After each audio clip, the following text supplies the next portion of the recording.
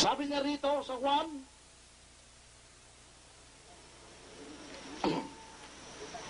Tres 14 hanggang 18, at kung paanong itinaas ni Moses ang ahas doon sa ilang, gayon din naman, kailangan itaas ang anak ng tao upang ang sino man sumampalataya sa kanya ay magkaroon ng buhay na walang hanggan. Iyon po ang puhunan ng ating kaligtasan. Sumampalataya. Ano bang ibig sabihin ng sumampalataya? Bibigyan ko kayo ng isang illustration.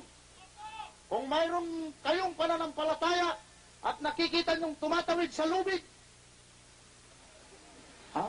yung tao, naniniwala ka.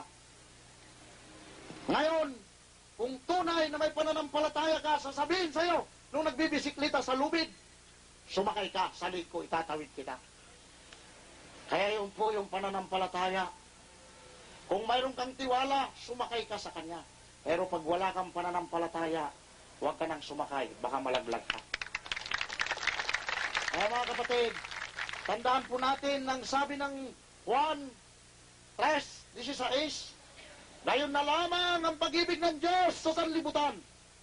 Kaya binigay niya ang kanyang bugtong na anak upang ang sumampalataya sa kanya ay huwag mapahamak kundi magkaroon ng buhay na walang hanggan. Kaya yun ang puhunan ng isang Kristiyano. Sumampalataya sa isinugo ng Diyos na walang iba, si Kristo. Mayroon ba tayong puhunan dito? Para tayo maligtas? At ang sabi niya sa 17, sapagkat sinugo ng Diyos ang kanyang anak, hindi upang hatulan at maparusahan ang sanlibutan, kundi upang iligtas ito sa pamamagitan niya.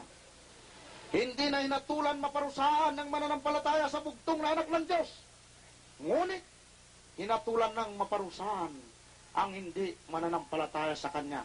Saan po yung kahatulan? Tandaan po natin na mayroon hong susunod na kahatulan. Kaya ibabasa ko lamang po sa inyo kung saan makikita yan ayon sa Biblia. Sa Aklat ng Pahayag,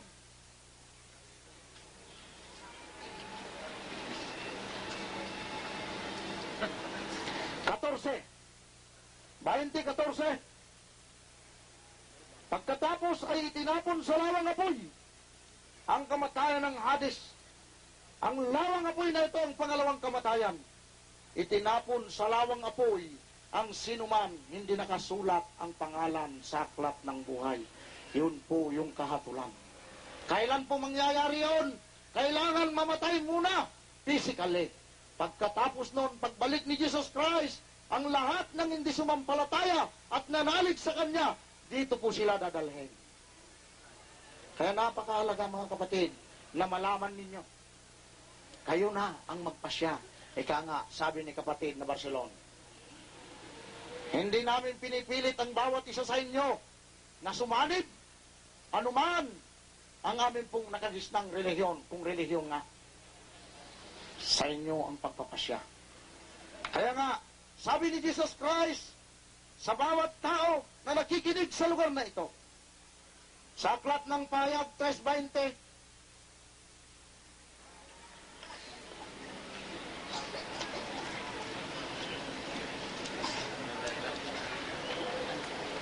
nakatayo ako sa labas ng pintuan at tumutuktok.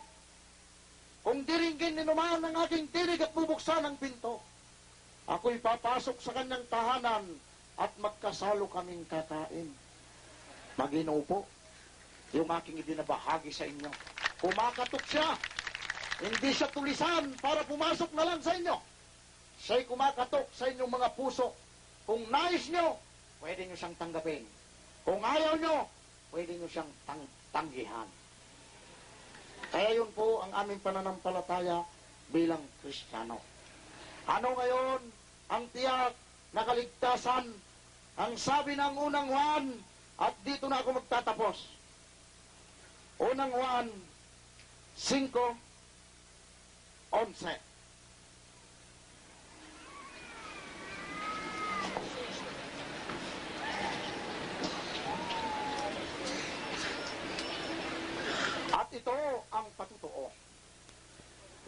ipinagkaloob sa atin ng Diyos ang buhay na walang hanggan. At ito'y makakamtan natin sa pamamagitan ng kanyang anak. Ang pinarahanan ng anak ng Diyos ay may buhay na walang hanggan. Ngunit, wala nito ang hindi pinananahanan ng anak ng Diyos. Kaya maliwanag po rito kung gusto natin magkamit ng buhay na walang hanggan, walang ibang gagawin ng tao na nagnanais makarating sa kaharian ng Diyos, tanggapin si Jesus Christ bilang Panginoon at tagapagligtas. Tandaan po natin, ngayon lamang po ang gagawin at ang kaligtasan sa aming mga Kristiyano ay hindi sa trabaho, kundi ang sabi ng Epeso 2:8.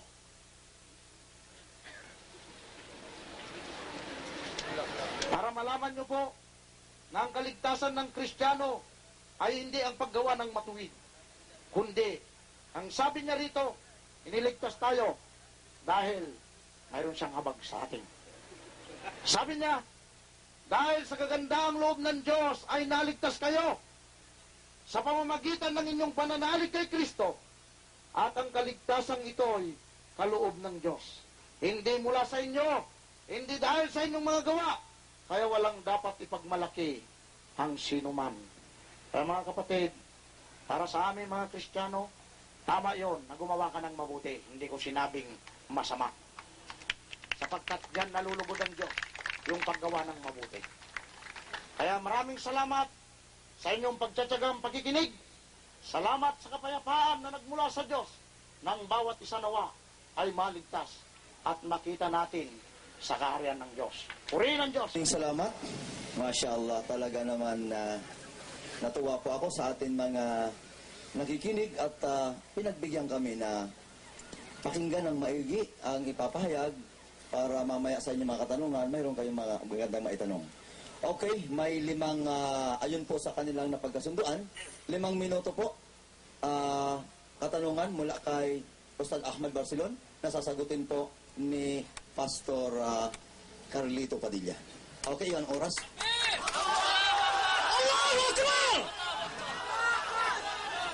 Hindi po ako lalabas sa mga sinabi po ng ating magaling na pastor na nagpahayag po sa atin ng katotohanan sang-ayon po sa kanya na daan ng kaligtasan.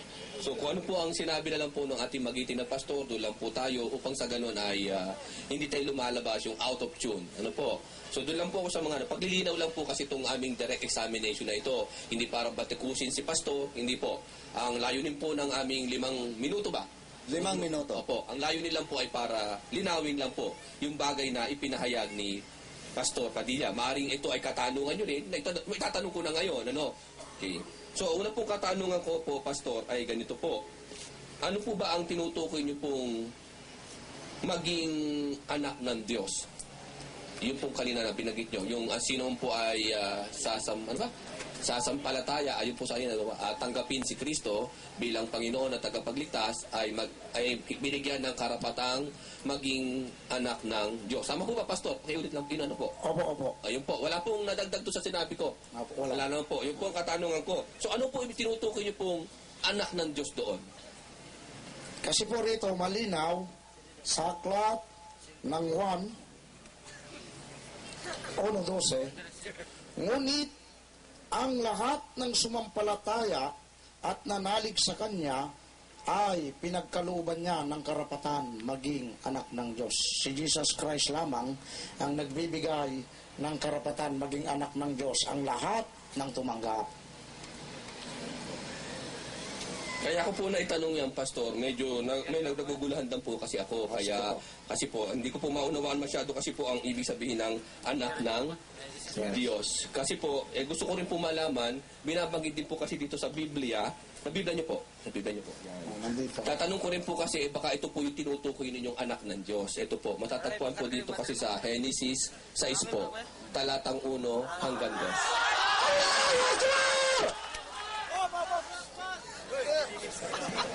Babasahin ko po, sabayan niyo po ako, Pastor, at itatanong ko lang po for clarification kasi nakakakabahan. Gusto ko rin po maging anak ng Diyos eh. Allahu Akbar!